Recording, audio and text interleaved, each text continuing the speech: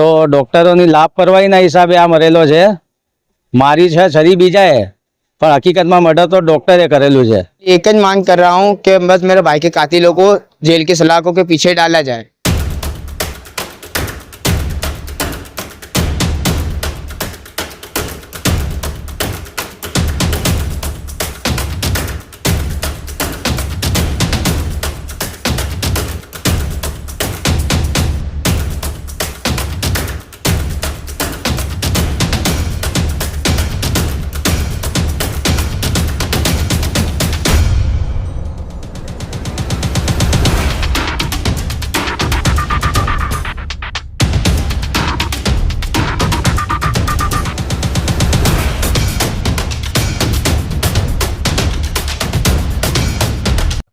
નમસ્કાર દર્શક મિત્રો, ન્યૂઝ ફોર ગુજરાતમાં આપનું સ્વાગત છે।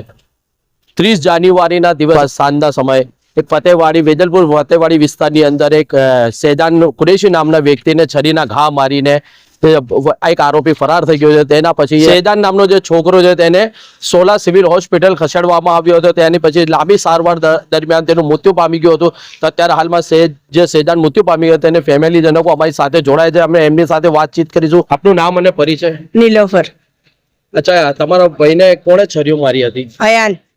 શા કારણસર મારવામાં? ચેન હતી ગલામાં, ચેન લઈને ભાગી ગયો એટલે છરીઓ મારી દીધી। ચેન છોડાવવામાં રહ્યો કે મારી ચેન આપી દે, મસ્તી મસ્તીમાં લઈ ગયો, છરી મારી દીધી પછી ને ભાગી ગયો। કયા તારીખે છરી મારવામાં? 30 તારીખે ગુરુવારના દિવસે। ટાઈમ શું હતો? રાતે 9 વાગ્યા। અને અને 3 દિવસથી મારો ભાઈ ધક્કો ખાતો था ये સિવિલમાં કે મારો ભાઈને બહુ દુખે છે, તો ધ્યાન નથી આપતા કે એ તો દુખે બોલે। मेरा नाम रिजवान हैगा, हम रिजवान कुरैशी मेरा नाम है। मेरा भाई का नाम सैजान कुरैशी हैगा। हम दोनों भाई है, हम 4 भाई है टोटल। उसमें से मेरा भाई का एक का मर्डर हो गया है, अभी 4 दिन बाद इंतकाल हुआ उसका। किसने मारा है तुम्हारे भाई को? मेरे भाई को अयान करके हैगा, छोकरा वटवा का हैगा, क्रिमिनल ही है। उसको अपने वेजलपुर पे से है ना, उसको वार्निंग भी दी है कि तू यहाँ अपने जुआपुरी विस्तार में कहीं पे दिखिए मत। तब भी वो आता है, मुंह पे कपड़ा बांधता है, फिरता है बिंदास ने, सब यहाँ पे नशे भी करता है। उधर पीछे मैदान है बड़ा, मैदान में आके दारू पीता है, सब हरकता करता है। फिर बाहर आके सबको छुरिया भी बताता है वो। फिर वहां से जाता है तो कोई ना कोई को मार के जाता है। तो अभी मेरे भाई के गले में सोने की चेन तीन, यानी वहाँ पे आते आते तो सलाम दुआ थी, मिलते ले आए, क्या है भाई कैसा है, यूं करते ले। मेरे भाई के साथ गले में सोने की चेन दिखी तो उन्होंने तोड़ डाली। तोड़ के मेरे भाई ने बोला मेरी चेन नहीं है, मेरे को दे दिया, मेरी बहन की चेन है।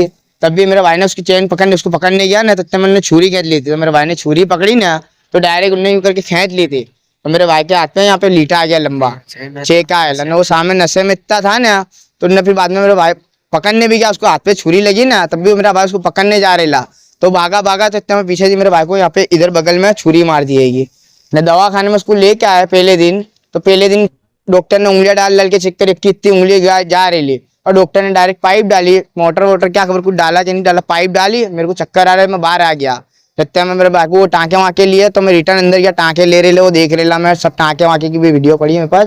टाँके लिए ना, फिर टाँके लेके 3 दिन बाद है ना, फिर रिटर्न इनका ऑपरेशन करा। अगर ऑपरेशन करना था तो पहले दिन ही कर लेते, जब लाए जब CT स्कैन करेला, CT स्कैन में खबर पड़ जाती है कि, तो इनको खबर क्यों नहीं पड़ी। इन लोग ने CT स्कैन भी करा, एक्सरे भी पड़ा, एक्सरे में हड्डी क्रैक दिखी। तो हमने बोला हड्डी का क्या होगा, तो बोले हड्डी का नॉर्मल है, बोले हो जाएगा। वहां तक इन लोग ने यूं भी बोला।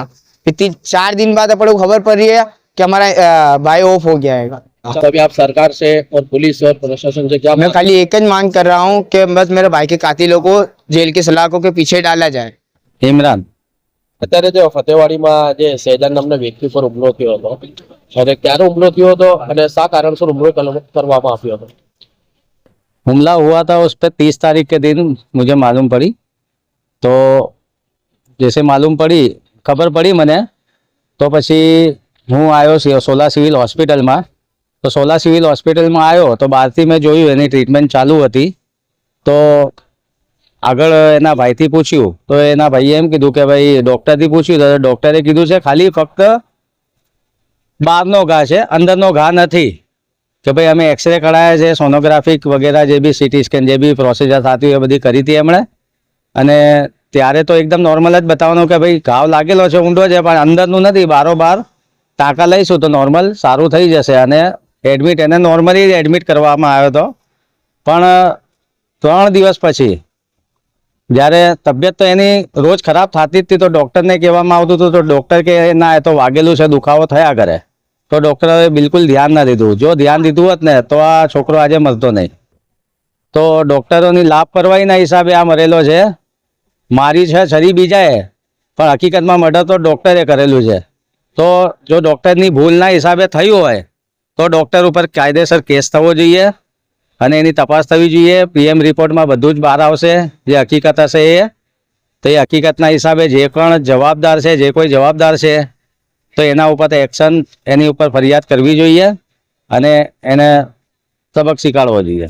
સાજા સેદાન જે મૃતક છે, જ્યારે અહીંયા લઈને આવ્યા ત્યારે પોલીસને સ્ટેટમેન્ટ શું આપવામાં આવ્યું હતું તેના મોં જબાનીથી? એણે પોતે સ્ટેટમેન્ટ આપેલું છે પોલીસને.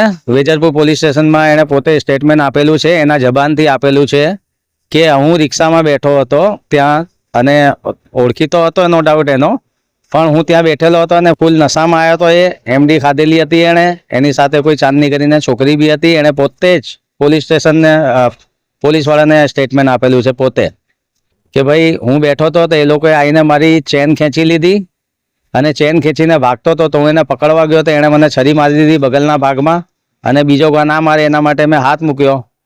એની છરી પકડવા ગયો તો બીજો ઘા એના હાથમાં વાગી ગયો.